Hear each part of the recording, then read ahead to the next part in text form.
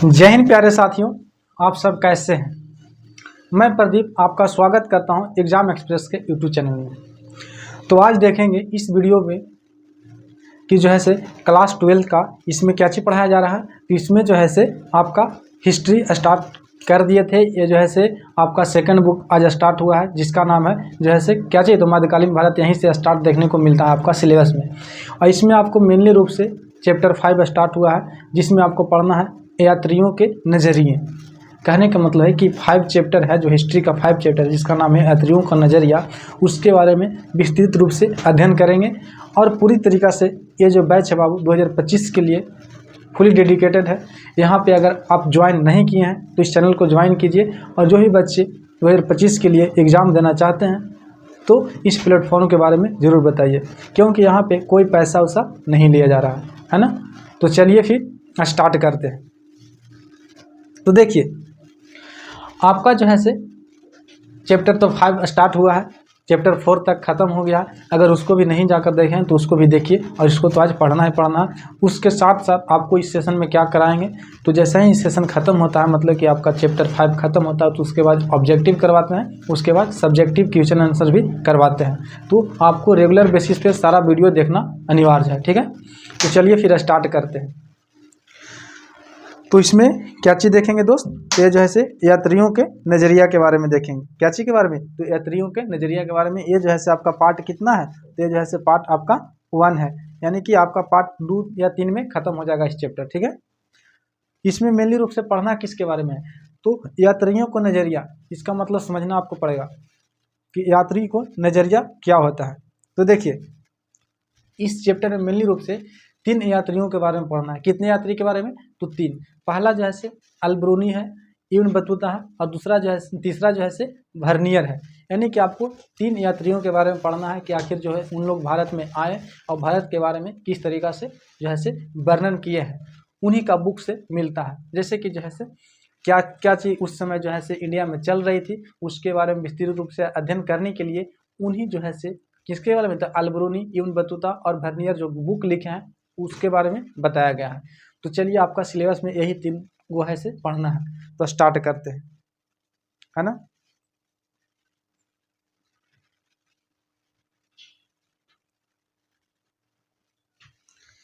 यहाँ पे दोस्त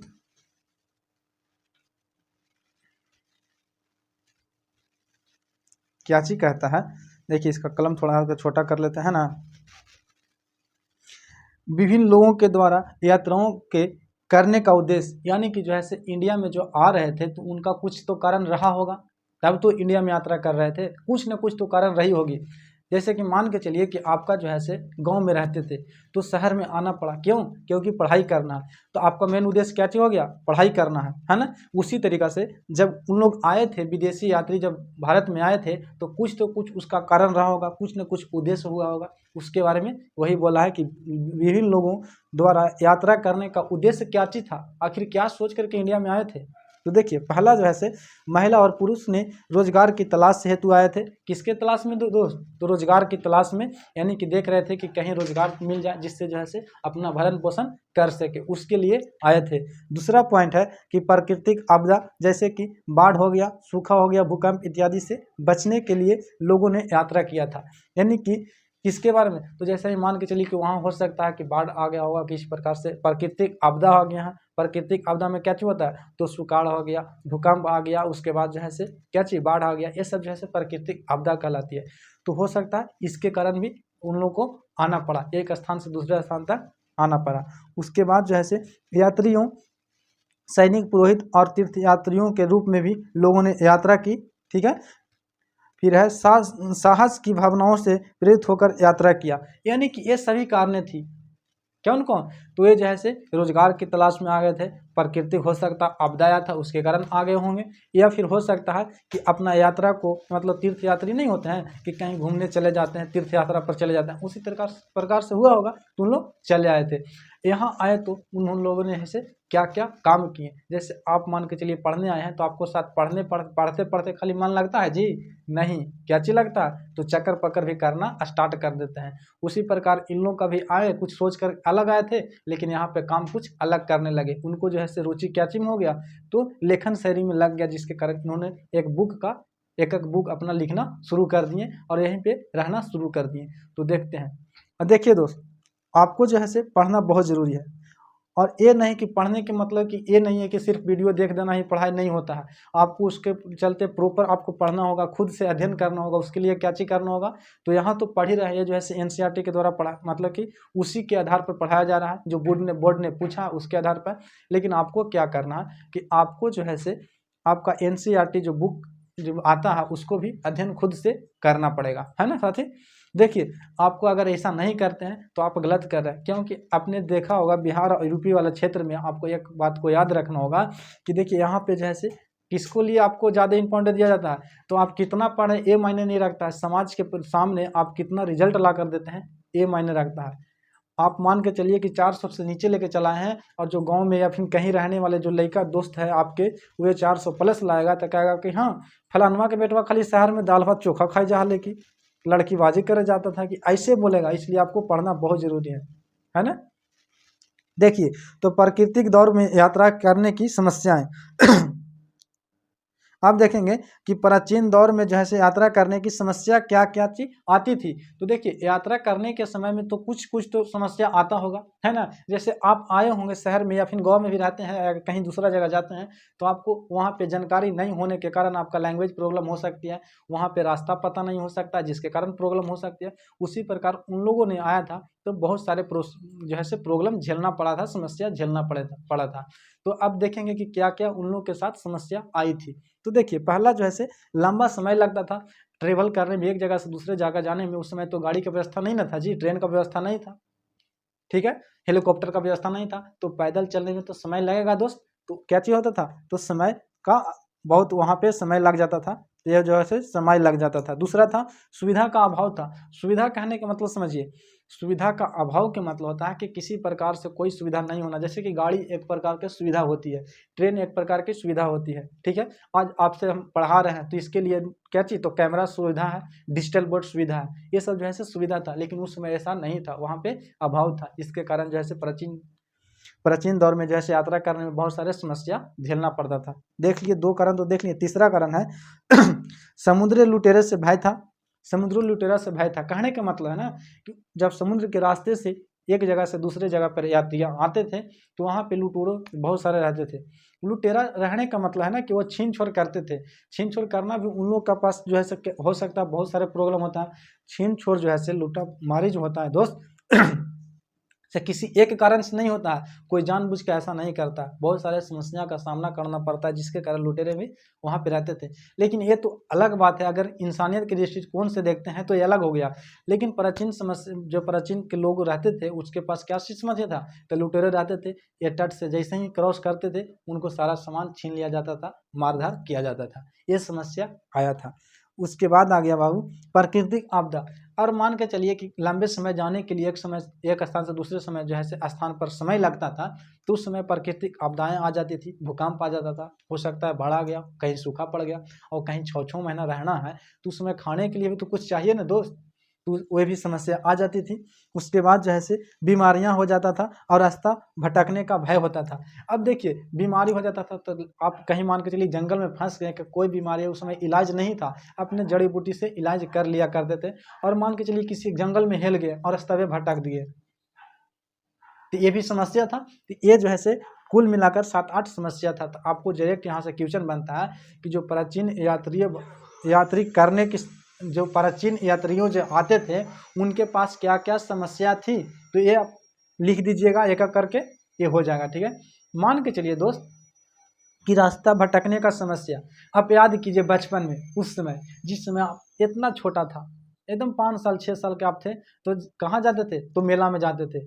और जैसा ही हाथ छूट जाता था दोस्त, पिता के हाथ से आपका हाथ अगर छूट गया तो बड़ा मजा आता था, रोते रोते तुरंत चल जाते थे स्टेज के पास जहाँ पे डांसर रहती थी, फलानवा के बेटा यही है, फलानवा यहाँ पे आ जाए, आता था ना। उसी प्रकार से मान के चलिए आप रमेश हैं, कोई संगीता से मिलने चल गए, वहाँ पे अगर बुलाए अब किसी प्रकार से जैसे रास्ता भटक गया तो क्या होगा, दिक्कत होगा। इसी प्रकार रास्ता भटक जाने का समस्या था।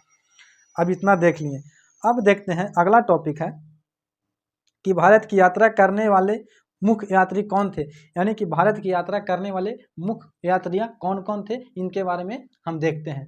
तो पहला जो आता है नाम, वो ये कौन आता है दोस्त, तो ये जो आता है आपका अल ब्रूनी आता है। दूसरा आता है कौन, इब्न बतूता। कौन आता है दोस्त, इब्न बतूता। तीसरा आता है फ्रांस वर्नियर। कौन, तो फ्रांस वर्नियर आता है। यानी कि मेनली रूप से बता रहे थे अभी कि 3 ही के बारे में पढ़ना है। किसके किसके बारे में, अल ब्रूनी के बारे में, इब्न बतूता के बारे में और फ्रांसवा वर्नियर के बारे में पढ़ना है आपको इस चैप्टर में। तो देख लिए। अब चलते हैं आगे।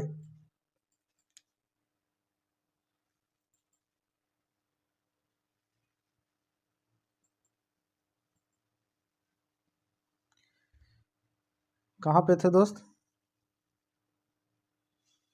अब यहाँ पे चलते हैं ना।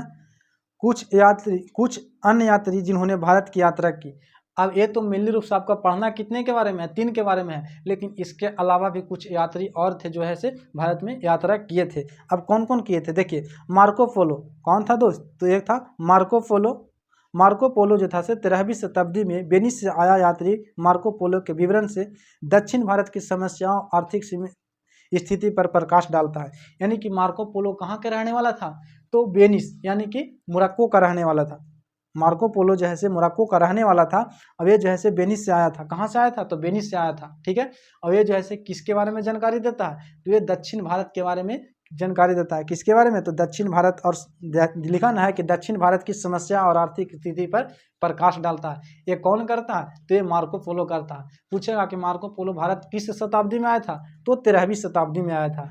इसका जो है से इन्होंने किसके बारे में प्रकाश डाला है अपने बुक में, तो ये जो है से दक्षिण भारत की स्थिति के बारे में प्रकाश डाला है। मेनली रूप से हल्का हल्का इन लोगों के बारे में पढ़ना, लेकिन विस्तृत रूप से वही तीनों के बारे में पढ़ना है, ठीक है।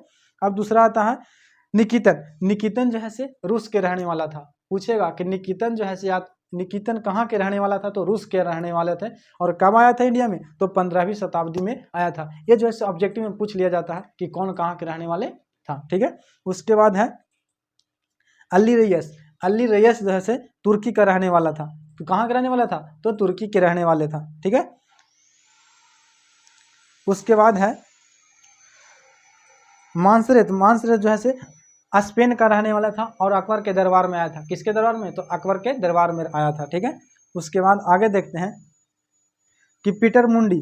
पीटर मुंडी जो था से इंग्लैंड के रहने वाला था। कहाँ के रहने वाला था, तो इंग्लैंड के रहने वाला था और 17वीं शताब्दी में भारत की यात्रा किया था। उसके बाद है अब्दुल रजाक। तो उस सब के बारे में तो नहीं पूछेगा, आपको मेनली रूप से पूछेगा किसके बारे में, तो निकितन के बारे में पूछ लेगा, मार्को पोलो के बारे में पूछ लेगा, और ये जो है से अब्दुल रजाक के बारे में पूछ लेगा। किसके बारे में, तो अब्दुल रजाक के बारे में जरूर याद रखिएगा, ठीक है। इसमें पूछता है कि अब्दुल रजाक समरकंदी ने अब्दुल रजाक समरकंदी ने 1440 के दशक में दक्षिण भारत की यात्रा की। कब की, तो 1440 में जैसे दक्षिण भारत की यात्रा की। उसने कालीकट बंदरगाह को देख उसके आधार पर भारत को एक नया विचित्र देश बताया और मंगलौर में बने मंदिर का प्रशंसा की, विजयनगर का भी वर्णन किया है। यानी कि अब्दुल रजाक कहाँ के रहने वाला था, तो पहला बात आता है कि ये जैसे समरकंदी के रहने वाला था। कहाँ के रहने वाला था, तो समरकंदी के। भारत कब आया था, तो 1440 में आया था। उसके बाद जैसे किसके बारे में अधिक जानकारी देता है, तो दक्षिण भारत के बारे में अधिक जानकारी देता है। उसके बाद विजयनगर साम्राज्य के बारे में पूछता है कि विजयनगर साम्राज्य के बारे में किस विदेशी यात्री ने जानकारी देता है, तो अब्दुल रजाक ने देता है, ठीक है। मतलाए शाहीन इसका बुक था, उसमें देता है, ठीक है। उसके बाद मंगलौर में स्थित एक मंदिर है, उसके बारे में भी ये जानकारी देता है। तो यहाँ से कितने फैक्ट निकल के आ रहे हैं, यहाँ से 4 फैक्ट आया कि जो है से अब्दुल रजाक कहाँ के रहने वाला था, समरकंदी के। भारत कब आया था, 1440 ईस्वी में। उसके बाद आता है कि किसके बारे में जानकारी देता है, तो दक्षिण भारत के बारे में, मंगलौर के मंदिर के बारे में और विजयनगर साम्राज्य के बारे में देता है, ठीक है। अब आगे चलते हैं। हाजिम क्या किया था, तो 1740 ईस्वी के दशक में आया था और भारत से अत्यधिक निराश हुआ। अब हाजिम जो आया ना, देखिए एगो यहाँ पे नया ट्विस्ट देखने को मिल जाता है कि शेख अली हाजिम जो था, ये जो बंदा था शेख अली हाजिम था, वे भारत में तो आया लेकिन अत्यधिक निराश हुआ तथा भारत को एक घृणित देश बताया। उसका मेन कारण क्या चीज था, उसको लगता था कि हम आए तो हमको कोई स्वागत करे, क्या करे, तो स्वागत करे, लेकिन ऐसा उस समय नहीं किया गया। इसके कारण उन्होंने अपने बुक में लिखा है कि जैसे भारत पर अत्यधिक जो है नाराजगी दर्शाया। किस लिए, वो कहा कि हमको स्वागत नहीं किया गया, कैसे कैसे लोग रहते हैं यार। देखो बता रहा है, कह रहा है कि स्वागत नहीं किया गया, इसके लिए क्या चीज बता दिया, तो भारत को घृणित राज्य बता दिया। बताइए, अब भारत को घृणित देश बता रहा है, कितना गलत किया है। अभी रहता कुट कुट के मारते साले को, है ना। उसके बाद जो है से महमूद बल्ली बल्खी, उस समय के नामों बहुत टेढ़ा रहता था ना दोस्त, है ना। इन्होंने क्या चाहिए, तो भारत से इतना प्रभावित हुआ कि कुछ समय के लिए सन्यासी बन गया। अब देखा या कर नया ड्रामा, वो कह रहा है ग्रीन देश था और इस सन्यासी बन गया। कायल हो कि भारत से बहुत ज़्यादा प्रभावित हो गया, बोला कि भारत जो है से बहुत अच्छे देश है, यहाँ पे रहना चाहिए, तो उसके लिए इन्होंने सन्यासी बन गया। बताइए, उसके बाद जो है से बरबोसा जो है से 1815 ईस्वी में पुर्तगाल से दक्षिण भारत की यात्रा की थी। 1815 ईस्वी में नहीं सर, 1518 ईस्वी में, सॉरी 1815 नहीं, 1518 ईस्वी में जो है से कहाँ आया, तो जो है से पुर्तगाल से दक्षिण भारत की यात्रा किया। याद कीजिए 1498 में पुर्तगाली आ रहे थे, उसके बाद जो है से कौन आया था, तो बारबोसो जो आया था से 1518 ईस्वी में भारत आया और दक्षिण भारत के बारे में ये भी जानकारी देता है। ठीक है, उसके बाद जो है से वेर्नियर जो है से क्या चीज करता है, तो फ्रांसीसी जोहिर है जिसने कम से कम भारत में 6 बार आक्रमण, मतलब कि आक्रमण नहीं किया, मतलब कि यात्रा किया, है ना। कितने बार, तो 6 बार आक्रमण यात्रा किया। ठीक है, अब उसके बाद ये तो जैसा से फॉल्स बातें था, इसमें आपको मेनली रूप से किसके किसके बारे में याद रखना है, तो अब्दुल रज़ाक के बारे में याद रखना है, और फिर ज़्यादा कुछ नहीं याद रखना। अब यहाँ से पढ़ना आपको मेनली रूप से स्टार्ट होता है, यहाँ पे आप ध्यान से पढ़िएगा। ठीक है, तो देखिए अलबरूनी के बारे में पढ़ते हैं कि अलबरूनी का जीवन, अलबरूनी के बारे में देखते हैं कि इसका जीवन कैसे था, ये कहाँ के रहने वाला था, कैसे भारत में आ गया, कुछ इसके बारे में तथ्य को जानते हैं, है ना। तो देखिए अलबरूनी का जन्म जो है से 973 ईस्वी में क्या हुआ था बाबू, तो 973 ईस्वी में ख्वारिज्म आधुनिक उज़्बेकिस्तान में हुआ था। कहाँ पे, तो आज के डेट में उज़्बेकिस्तान है, वहाँ पे ख्वारिज्म था, वहीं पे उसका जन्म हुआ था। किसका, तो अलबरूनी का। कब हुआ था, तो पूछ लेता आपको डायरेक्ट दे कि अलबरूनी कहाँ के रहने वाला था, ख्वारिज्म तो अब नहीं बोलता है, लेकिन उज़्बेकिस्तान आपको नजर आएगा। उसके बाद कब हुआ था उसका जन्म, तो 973 ईस्वी में हुआ था। ख्वारिज्म में शिक्षा का एक महत्वपूर्ण केंद्र था और अलबरूनी ने उस समय उपलब्ध सबसे अच्छी बेहतर शिक्षा प्राप्त की थी। अब जैसे ख्वारिज्म जो था उज़्बेकिस्तान में जो है शिक्षा का एक बहुत अच्छा संस्था था, वहाँ पे जैसे शिक्षा अच्छा तरह से प्रोवाइड किया जाता था। उसी विश्वविद्यालय में, वहीं के रहने वाले विद्यालय में जो है अलबरूनी जो है अच्छे शिक्षा ग्रहण किया था। इससे क्या पता चलता है कि अलबरूनी एक पढ़ा लिखा इंसान था। ठीक है, अब उसके आगे कहते हैं वह कई भाषाओं का ज्ञाता था, जिनमें देखिए जब वहाँ पे उस तरीका से पढ़ाया जा रहा था, तो आप पढ़िएगा तो आपके पास भी ज्ञान होगा, है ना। उसके पास बहुत अच्छे तरीका से ज्ञान था, और एक भाषा का नहीं दोस्त, उसके पास 4-5 भाषा का ज्ञान था। अब देखिए उसके बारे में बोलता है कि वही कई भाषाओं का ज्ञाता था। कितने भाषा के, तो कई भाषा के ज्ञाता था, जिसमें मेनली रूप से क्या आता था, तो सीरियाई आता था, फ्रांस आता था, हिब्रू आता था, संस्कृत आता था। यानी कि इसके पास कितने था, तो कुल मिलाकर के 4 ज्ञान, मतलब 4 जो है से नॉलेज था, 4 भाषा का। कौन कौन, तो पूछ लेता है कि अलबरूनी के पास किसका किसका ज्ञान था, तो पहला जो आ जाएगा से सीरियाई था, दूसरा फारसी था, तीसरा हिब्रू था, और चौथा जो था से क्या चीज था, तो संस्कृत था। अब बताइए संस्कृत कितना कठिन था, उसमें उसका संस्कृत आता था, हिब्रू अवे करता था, फारसी अवे करता था, सीरियाई करता था। इससे पता चलता है कि अलबरूनी एक बहुत मतलब कि पढ़े लिखे इंसान था। तो यहाँ से क्या चीज़ सीखने को मिला कि उसका जन्म जो है ख्वारिज्म में हुआ था, 973 ईस्वी में हुआ था। ख्वारिज्म 973 ईस्वी में हुआ था। उसके बाद जो है उसका शिक्षा ग्रहण कहाँ से किया था, तो उज़्बेकिस्तान यानी कि ख्वारिज्म से ही किया था। उसके पास कितने भाषा का ज्ञान था, तो उसके पास जैसे 4 भाषा का ज्ञान था। कौन कौन, तो सीरियाई, फारसी, हिब्रू और संस्कृत शामिल थे। ठीक है, अब उसके आगे चलते हैं।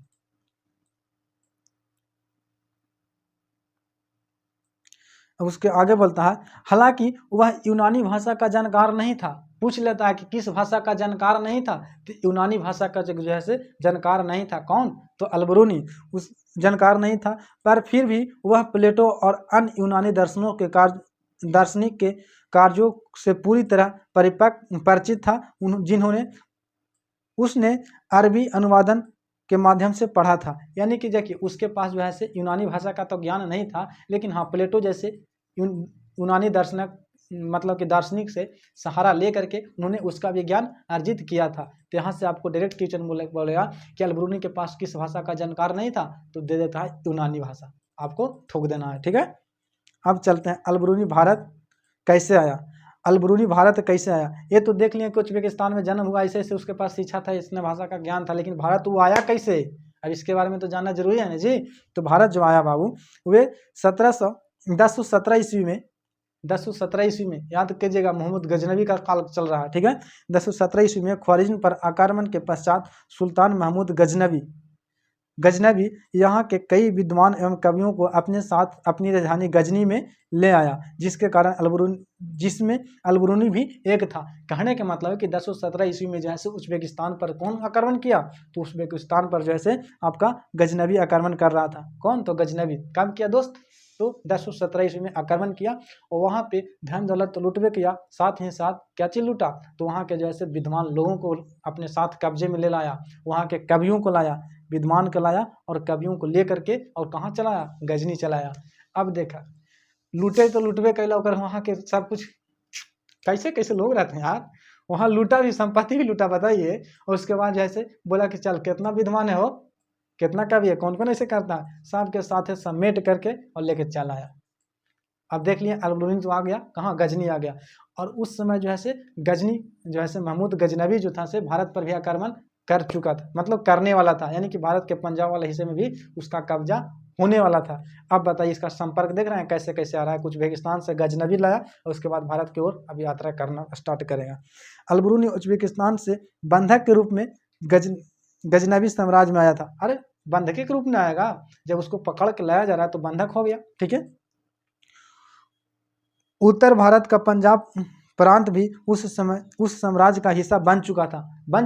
क्यों, क्योंकि गजनी ने जो है उत्तर भारत के पंजाब वाले हिस्से में जो है उसका अधिपत्य हो गया था, यानी कि उसका कब्जा हो गया था। उधर से कौन आया था, अलबरूनी आया था, इन्हें से भी पंजाब वाला हिस्सा में जो है क्या चीज हो गया था, तो अधिपत्य उसका गजनवी का था। अब उसी तरीका से जब वहाँ पे गजनी में लेकर चल आया था, तो धीरे धीरे वैसे ही संपर्क बढ़ते चला गया और उसके बाद जैसे यहाँ के लोगों से मिला, धीरे धीरे अटैच हुआ और अपना जो है वृत्तांत लिखना आरम्भ करेगा।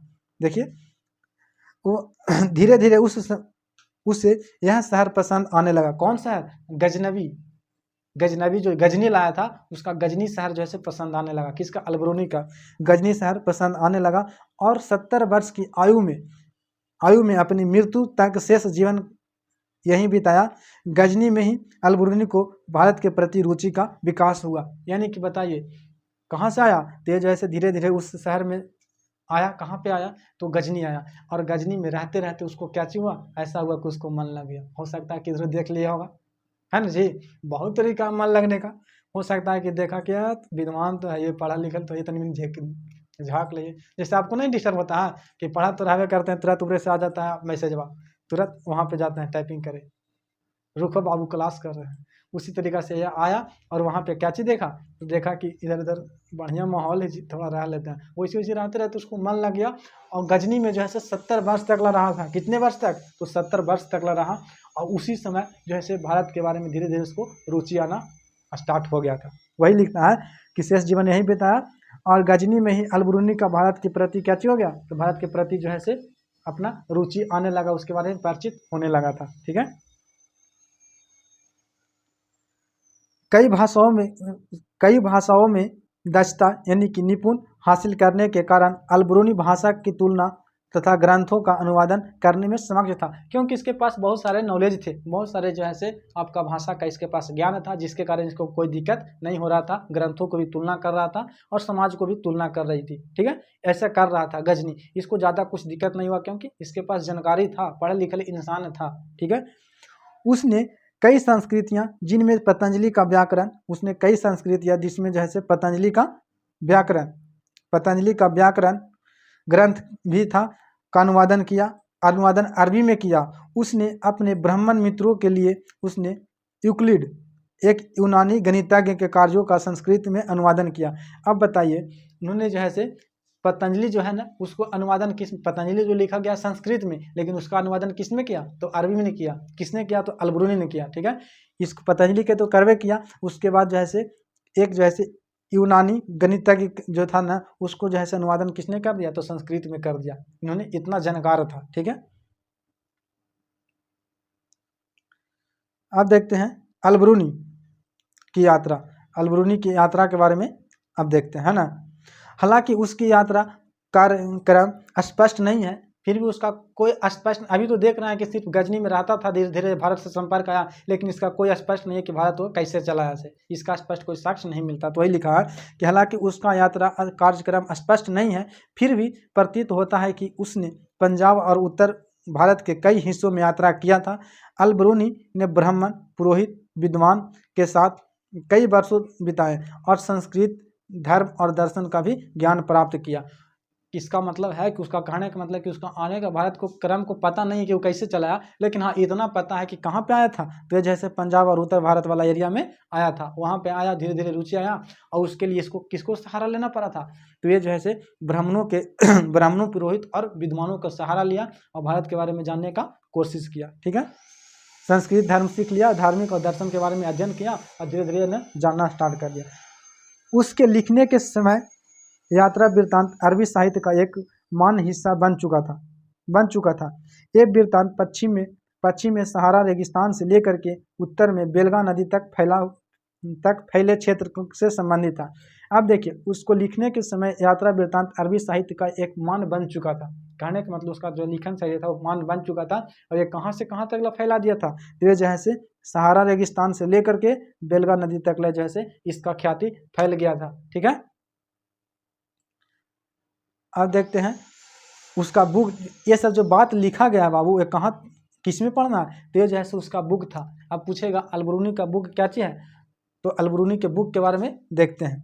उल हिंद था, ठीक है, या फिर इसी को किताबुल हिंद बोलते हैं। ठीक ना, उल हिंद फिर किताबुल हिंद बोलेंगे या तहकीके हिंद बोलेंगे, याद रखिएगा। ठीक है, तो इसका बुक जो था से उल हिंद था या फिर किताबुल हिंद था। अल-बरूनी द्वारा अरबी में लिखी गई पुस्तक, इसकी भाषा सरल और स्पष्ट थी। ये जब पूछेगा कि किताबुल हिंद किस भाषा में लिखा गया था, तो अल-बरूनी जो लिखा था वे अरबी भाषा में था। किस भाषा में दोस्त, तो अरबी भाषा में। डायरेक्ट पूछता है यहाँ से क्वेश्चन कि किताबुल हिंद किसने लिखा, तो ये जो है अल-बरूनी ने लिखा, और किस भाषा में था, तो अरबी भाषा में था। ठीक है, इसका स्पष्ट यानी कि कोई भी समझाने का जो तरीका था, ज़्यादा कठिन शब्द का प्रयोग नहीं किया था, सरल और स्पष्ट था। ठीक है, यह एक विस्तृत ग्रंथ है जो धर्म, दर्शन, त्यौहार, खगोलीय विज्ञान, रीति रिवाज, प्रथाओं, सामाजिक जीवन, भार तौल या फिर मापन विधि, मूर्ति कला, कानून, मापतंत्र विज्ञान आदि विषयों में लगभग, यानी कि कितने, देखिए इतना तो करवे किया, आदि विषयों के आधार पर उन्होंने 80 अध्याय तैयार किया। कितने अध्याय, तो 80 अध्याय तैयार किया। इसका मतलब है कि इसका जो है से बुक छोटा नहीं था। जब 80 अध्याय में ऐसे जो है से चैप्टर बनाया था, जिसमें पूरी तरीक़ा से हिस्ट्री, ज्योग्राफी, पॉलिटिक्स सब ही बता रहा है। बताओ, यहाँ पे सामाजिक जीवन बता रहा है, धार्मिक जीवन बता रहा है, सारा कुछ बता रहा है। इसका जो है से बुक छोटा नहीं था। तो पूछेगा अल-बरूनी का किताबुल हिंद जो था से कितने अध्याय में बटा था, तो जो है से 80 अध्याय में बटा था। इसका जो किताब से क्या चीज़ के जानकारी मिलता है, तो क्या चीज़ के, धर्म के मिलेगा, दर्शन के मिलेगा, त्यौहार के मिलेगा, खगोलीय विज्ञान के बारे में, मापन के बारे में सारा कुछ मिलेगा। उसके बाद जो है से आगे देखिए कि समानता, अनेक इतिहासकारों का मानना है कि अल-बरूनी की ज्यामितीय संरचना स्पष्ट का मुख्य कारण यह है कि गणित की ओर झुकाव था। इसका कहने का मतलब यह न था कि इसका जो है से सबसे ज़्यादा झुकाव किधर था, तो सबसे ज़्यादा जो झुकाव था बाबू वे गणित की ओर था। ठीक है, ज्यामितीय का मतलब होता है गणित होता है। ठीक ना, गणित की ओर झुकाव था। अब देखेंगे भारत को समझने में आई बाधा। अब अल-बरूनी के पास बहुत सारे बाधा था। ठीक है, सब कुछ तो जानकार था, लेकिन फिर भी कितनों आप जानकार हो जाइएगा, अगला शहर में जा रहे हैं तो उसके लिए आपके पास भी बहुत सारे समस्या सामने आती है ना। तो वही लिखा है कि भारत को समझने में आई बाधा। अब अल-बरूनी को क्या क्या चीज बाधा आया था, तो इसके बारे में अध्ययन करेंगे। तो पहला जो था से अल-बरूनी अपने लिए निर्धारित उद्देश्य में निहित समस्याओं को परिचित था, यानी कि अल-बरूनी अपने लिए निर्धारित उद्देश्य में निहित समस्याओं से परिचित था। ठीक है, उसने कई अवरोधों की चर्चा की है जो उनके अनुसार समझ में बाधा थी। अब उसके पास क्या क्या समस्या था उसके लिस्ट भी देख लीजिए नीचे।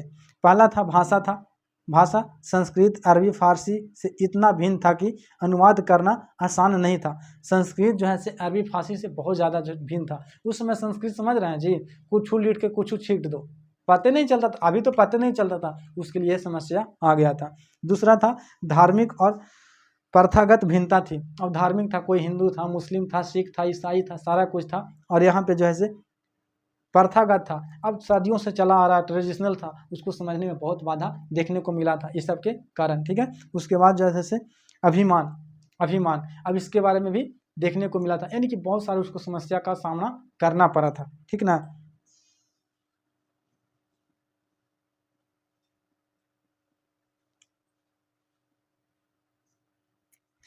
ध्यान रखने वाली बात यह है कि इन समस्याओं की जानकारी होने पर भी अल-बिरूनी पूरी तरह से ब्राह्मणों द्वारा रचित कृतियों पर आश्रित था। वह भारतीय समाज को समझने के लिए वेद, पुराण, भगवत गीता, पतंजलि कृति जैसे मनुस्मृति आदि पर निर्भर था।